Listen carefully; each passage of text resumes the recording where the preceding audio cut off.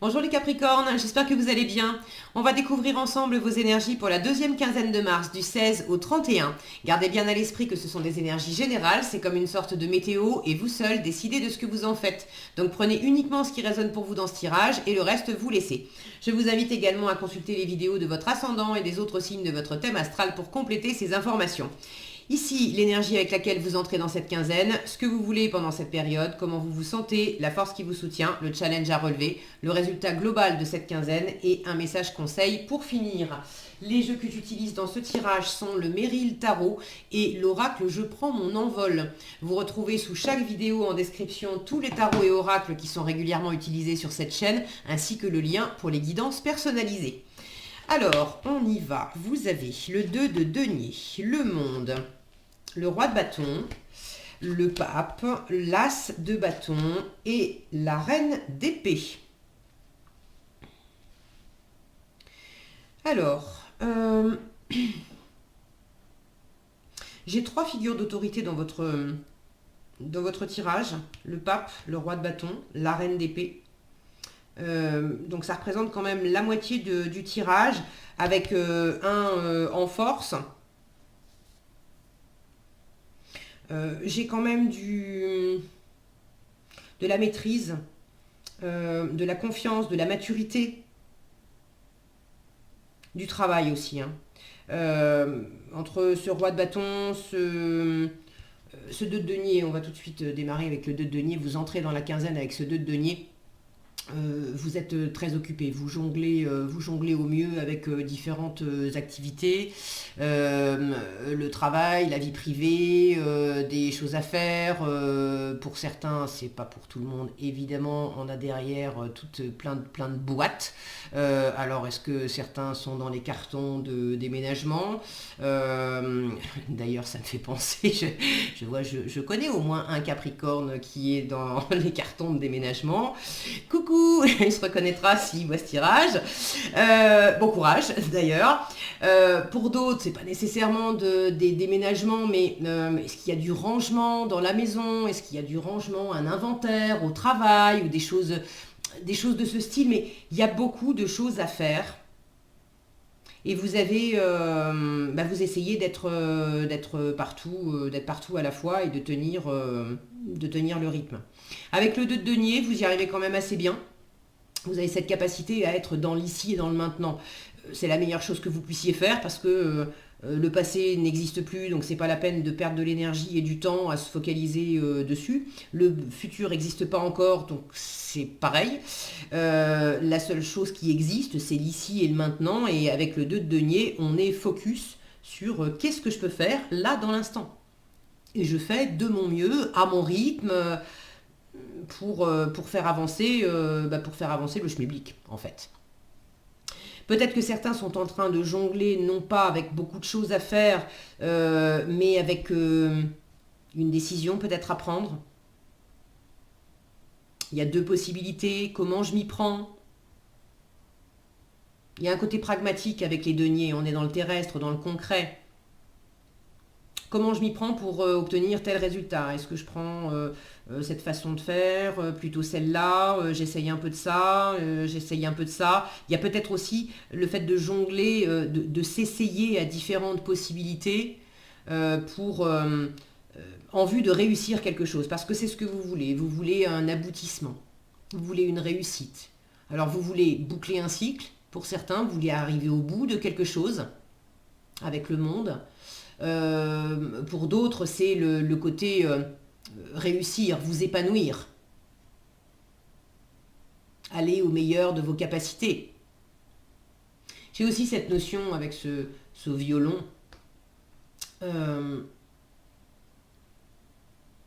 Vous avez envie d'avoir enfin... je ressens un soulagement là. D'avoir enfin le temps de prendre du temps pour moi, le temps de faire de la musique, alors, ou de dessiner, ou de jardiner, mais de faire quelque chose que j'aime. Quelque chose qui vous est propre, quelque chose qui vous fait vibrer.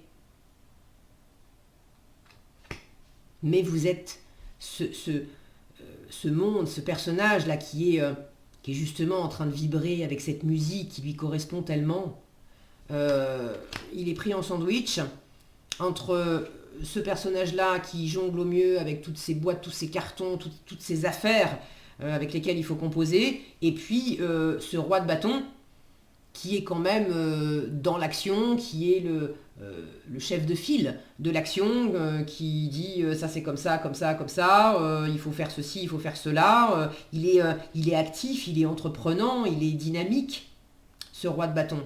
On ne s'ennuie pas avec un roi de bâton. On ne reste pas à se tourner les pouces avec un roi de bâton. Et ça, c'est votre état d'esprit. Donc vous êtes quand même assez occupé, assez directif aussi. Hein, le roi de bâton, il sait qui il est, ce qu'il veut, ce qu'il vaut. Et puis il va pas tourner 3 heures autour du pot pour vous demander s'il te plaît, est-ce que tu pourrais, si tu veux bien, faire ceci, faire cela. Non, le roi de bâton, il va dire bon, tu prends ça, tu me mets là. Il peut dire s'il te plaît aussi, mais il y a un côté voilà, assez cash avec lui, on va pas y passer 3 plombes. Donc le côté un peu beaucoup plus détendu qu'on a sur cette carte, mélodieux, artistique, récréatif, je le sens pris en sandwich là dans du boulot, dans des choses à faire, dans une énergie un peu, j'allais dire un peu raide, peut-être, en tout cas très active, très affairée. Alors vous avez sans doute envie aussi d'en finir avec tout ce boulot et toutes ces activités pour prendre des vacances aussi, hein, pour prendre de la détente, pour vous octroyer des moments sympas. Le monde, ça peut être pour certains, ça peut parler de voyage. Alors de voyage à l'étranger, si c'est pas voyage à l'étranger, c'est une forme de voyage qui procure du dépaysement. Alors, ça peut très bien être, c'est pas forcément un voyage aussi au sens premier du terme, ça peut très bien être dans le cadre d'un déménagement, on change de lieu de vie et du coup c'est dépaysant. Changer de travail, on se retrouve dans un nouveau job et c'est dépaysant. Vous voyez l'idée? Donc vous avez envie de ce dépaysement et vous avez envie je pense que tout ce que vous faites en ce moment, vous savez pourquoi vous le faites pour ça. Alors je ne sais pas ce que c'est. Vous savez mieux que moi ce que ça représente, cette carte du monde. Quel est cet achèvement que vous visez? Où est-ce que vous avez envie de vous épanouir pleinement? Qu'est-ce que vous avez envie de mener à bien? Où est-ce que vous avez envie d'arriver au bout du truc? Ça y est, enfin, je l'ai fait. Maintenant, je peux en profiter. Maintenant, je peux m'en satisfaire. C'est bouclé. Qu'est-ce que c'est? Vous savez. Si vous avez envie de partager dans les commentaires, je suis toujours ravie de vous lire et c'est intéressant d'avoir vos différents retours aux uns et aux autres. La force qui va vous soutenir. Le pape. Alors j'aime beaucoup avoir le pape déjà en force parce que pour moi c'est toujours une carte qui vient vous rassurer en vous disant t'inquiète pas, tout va bien se passer. Peu importe comment ça se passe, au bout du compte, tout va bien se passer. D'une façon ou d'une autre, tu vas en tirer quelque chose de satisfaisant. Le pape, c'est une énergie bienveillante qui apporte une forme d'apaisement, de sérénité, de confiance, de spiritualité aussi. C'est le coach, le mentor, le thérapeute, c'est la personne qui a une écoute attentive, qui ne va pas vous juger, qui va vous apporter un espace où vous pouvez quelque part ouvrir les vannes, vous laisser aller si vous êtes fatigué, si vous ne savez pas trop, c'est quelqu'un, une personne auprès de laquelle, rien que le fait d'être auprès d'elle, il y a un truc en vous qui fait pouh, qui redescend, ça. On se sent, tout de suite on se détend auprès de cette personne. Rien que sa présence calme. Alors on vous invite vous-même à incarner ce calme, cette confiance en vous, cette confiance en l'univers. On parle de foi ici, hein, clairement, de foi, de spiritualité. On vous invite à vous laisser guider par votre intuition, à être dans cette chaleur et dans cette bienveillance. Je vous parlais d'avoir un côté assez actif, déterminé, dirigiste avec le roi de bâton. L'un n'empêche pas l'autre. On peut être un leader et mener les troupes en étant dans l'ouverture, dans la bienveillance, et dans une forme aussi de lenteur, parce qu'il ne part pas dans tous les sens, ce pape. Donc il y a quelque chose à canaliser dans ce feu du roi de bâton.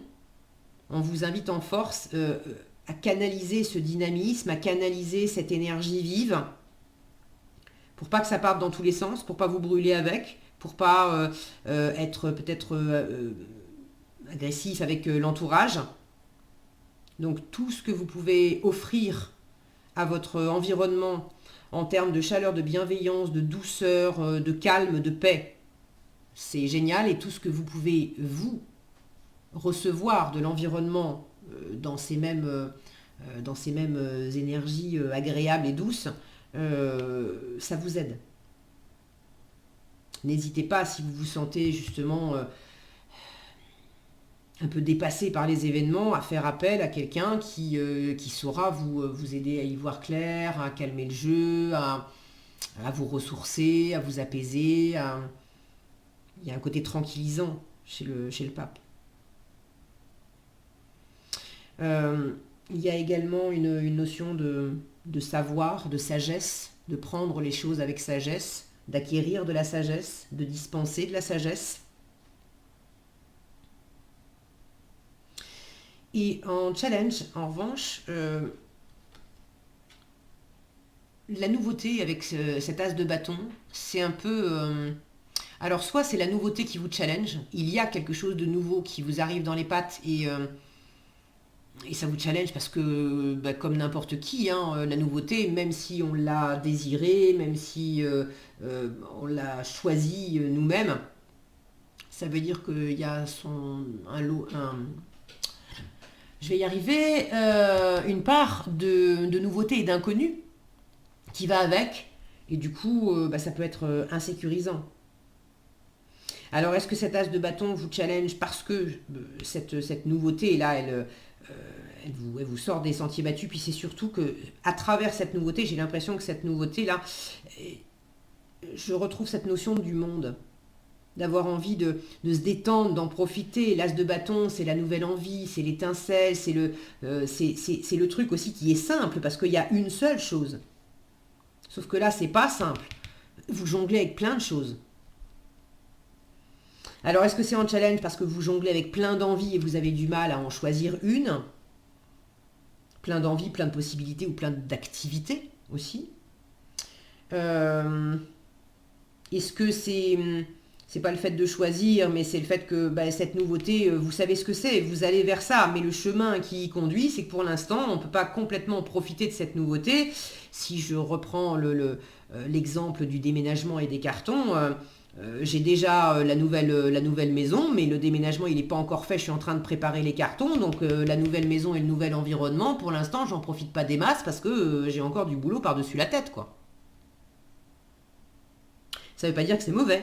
Ça veut simplement dire que voilà, vous êtes un peu challengé dans le fait d'être tranquillement en train de savourer cette nouveauté. Pour d'autres, vous avez envie de boucler un cycle, de passer à autre chose. Mais vers où, vers qui, vers quoi, cette nouvelle étincelle, vous ne savez pas. Vous ne savez pas encore vers quoi vous tournez. Qu'est-ce qui vous anime? Alors là, en force, pour ceux qui ne savent pas, en force, on vous invite à être dans cette posture calme et méditative du pape, qui capte du haut, en fait, il a les doigts vers le ciel, parce qu'il est connecté aux guides, aux anges, à l'univers, vous appelez ça comme vous voulez, à la partie supérieure de son être, voilà, encore une fois, vous appelez ça comme vous voulez, mais pour laisser émerger intuitivement les informations, se laisser guider, en fait, vers cette nouveauté. Vous aspirez à de la nouveauté. Maintenant, dans la matière, ça va prendre quelle forme? En étant dans cette posture d'ouverture et de méditation, d'intuition, l'univers va... N'hésitez pas à demander aussi, à demander à l'univers, à demander à vos guides, mets-moi des signes, des personnes pour m'aider à trouver la bonne voie. En résultat, avec la reine d'épée, j'aime bien parce que je parlais d'ange, et là je vois, donc c'est un tarot qui est consacré à l'actrice Meryl Streep, et sur chaque carte, on a le personnage qu'elle joue dans un film. Donc on a le nom du film et le personnage qu'elle incarne dans ce film-là. Et là, le nom du film, c'est justement, ça parle d'anges, Angels. Si mon focus veut bien, Angels in America. Donc pour moi, il y a un petit clin d'œil là avec les anges. Et d'ailleurs, ce pape, lui, le nom du film, c'est Doubt, le doute. Donc il y a quelque chose à calmer aussi en vous. En résultat, vous allez, ceux qui hésitent, ceux qui ont du mal, ceux qui doutent, ceux qui ne savent pas trop quoi choisir ou comment s'y prendre, il y a quelque chose qui s'éclaire là. Et encore une fois, avec les anges, la demandez, vous recevrez. Si les guides respectent votre libre arbitre, si vous ne demandez pas, vous ne recevez pas. Donc n'hésitez pas à demander à être éclairé. Avec la reine d'épée, en résultat, on a une compréhension, une communication assez claire. Peut-être que vous tranchez sur une question, vous prenez une décision. Pour d'autres, c'est un discernement, une prise de responsabilité. On prend de la hauteur, on voit clairement les choses, on distingue les tenants, les aboutissants, voilà, tout ce qui est... tous les ingrédients, j'ai envie de dire, de la situation. Vous les voyez tous et vous voyez comment ça interagit. La reine d'épée, elle a beaucoup de discernement. On ne peut pas lui faire les choses à l'envers. Donc vous regardez en face la situation, l'environnement et puis vous-même aussi. Je la vois comme une mini-justice, cette reine d'épée.